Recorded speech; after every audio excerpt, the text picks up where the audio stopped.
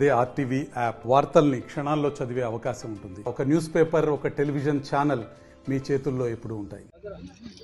లావణ్య అత్త పేరు రాజశేఖర్, నానపాక చిన్నలక్ష్మి, నానపాక చిన్నలక్ష్మి ముద్దని మనం తింటూ పోతాం, ఒకేసారి మనం తినం. అదే రకంగా ఇళ్ల పంపిణీ విషయంలో కూడా అందరికీ ఒకేసారి మనం ఇవ్వలేం, విడతల వారీగా ఇస్తాం. ఆ 10 సంవత్సరాలు చేయని పనిని ఈరోజు సంవత్సరం లోపల మేము చేస్తూ ఉన్నాం. ఈ విషయాన్ని మనం అందరం కూడా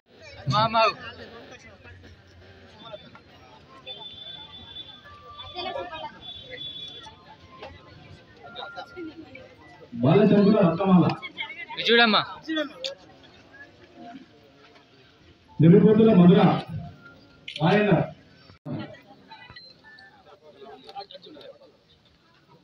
నక్కల గంగమణి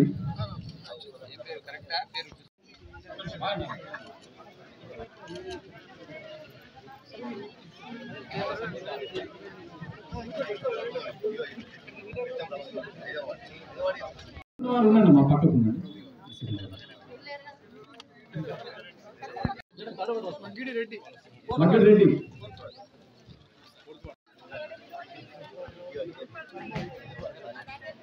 ఐదో వాడు కాశరెడ్డి సవంతి, కాశరెడ్డి గణేష్, మెలుగు గీత ఐదో వాడు నుంచి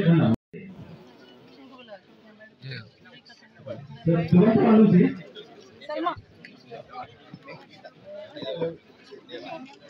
మెలుగు గీత పాటు ఎదురు చూశారు. పేజీల కింద ఎప్పుడు వస్తాయి, డబుల్ బెడ్రూమ్లో మనం ఎక్కడ పడుకుంటామని చాలా రకాలుగా ఎదురు చూశారు. కానీ ఏ పేదవాడికి కూడా ఇల్లు రాకపోవడం, పైరవి కట్టినటువంటి డబుల్ బెడ్రూమ్లలో పైరవితోటి డబ్బులు ఇచ్చిన వాళ్ళకి ఇల్లు ఇవ్వడం,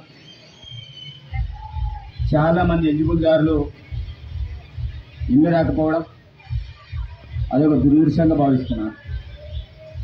కానీ ప్రజాప్రభుత్వంలో గౌరవ ముఖ్యమంత్రి ఆదేశాల మేరకు తెలంగాణ రాష్ట్ర వ్యాప్తంగా 20 లక్షల పైచీలకు ఇళ్ళని ఇవ్వాలనే ఒక లక్ష్యంతో గౌరవ ముఖ్యమంత్రి మరి మొదటి విడతలో 4 లక్షల పైచీలకు ఇళ్లను ప్రతి నియోజకవర్గానికి 3,500 చొప్పున ఇళ్ళని ఇవ్వడం అనేది జరిగింది.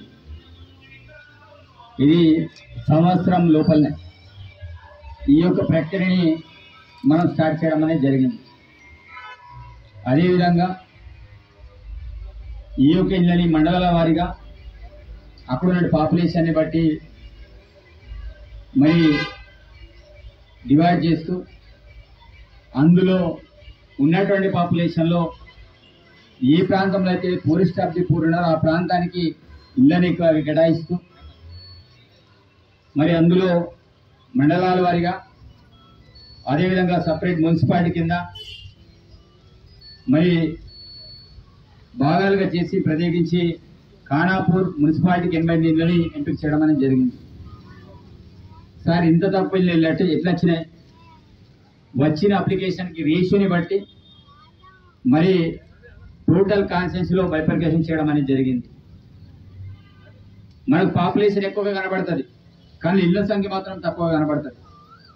కానీ ఉన్నటువంటి లిస్టులలో L1, L2, L3 లిస్టులు, L1 వచ్చే లిస్టులలో టౌన్లో యొక్క దాని యొక్క రేషియోని బట్టి ఇళ్ళ యొక్క బైఫర్కేషన్ వాళ్ళు చేయడం అనేది జరిగింది. అది ఏం చేసింది ఇంకెవరు చేసిందో కాదు.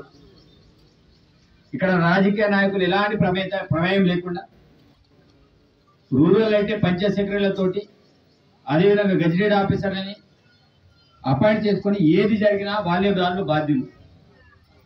దాంతోపాటు ఏవైతే ఇంద్రమ్మ కమిటీలు అన్నారో ఇంద్రమ్మ కమిటీ అదేవిధంగా మహిళా సంఘాలు కూడా దాంట్లో ఉన్నారు.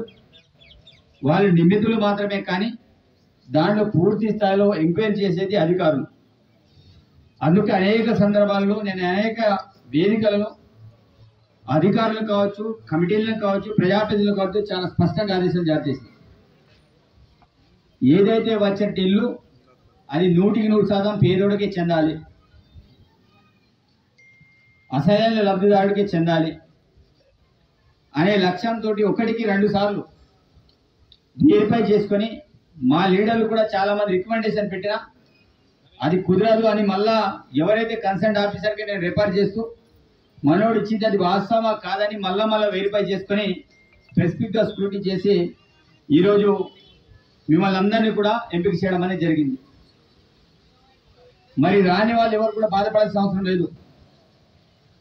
వచ్చిన వాళ్ళు కూడా మిగతా వాళ్ళకి చెప్పడానికి ప్రయత్నం చేయాలి. వాస్తవంగా L1 లిస్ట్ ఈ ఎలిజిబిలిటీ క్లియరిటీ అయ్యాక కానీ సరే మీకు కొందరికి డౌట్ ఉంటుంది.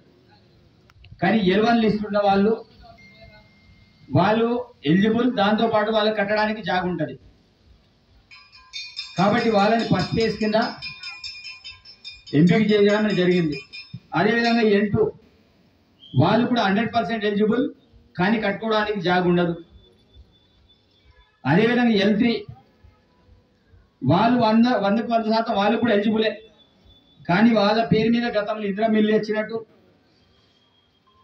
ఆ రకంగా ఆ రూపంలో వాళ్ళు ఎలిజిబులే, బట్ వాళ్ళు L3 లిస్ట్లో ఉంటారు.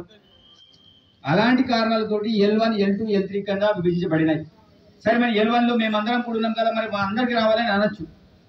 కానీ నియోజకవర్గానికి ఇచ్చిన ఇంజని ఫస్ట్ ఫేజ్ కింద 3,500 ఇచ్చారు. 3,500ని మొత్తం 7 మండలాలకు మనం పంపిణీ చేస్తాం. 7 మండలాల్లో ఉన్నటువంటి L1 లిస్టులో కూడా అందరూ ఎలిజిబుల్ అయినప్పటికీ కూడా అందులో మరి అత్యధికంగా పేదవాళ్ళు ఎవరైతే ఉన్నారో అట్లాంటి వారిని ఎంపిక చేసి వాళ్ళకి ఫస్ట్ ప్రియారిటీ ఇవ్వాలని మళ్ళీ దాంట్లో వాళ్ళకి ప్రయారిటీ ఇవ్వడం అనేది జరిగింది. చాలా మంది నాకు ఫోన్ చేస్తారు, సార్ నా పేరు లిస్టులో ఉంది, నాకు ఇల్లు రాలే.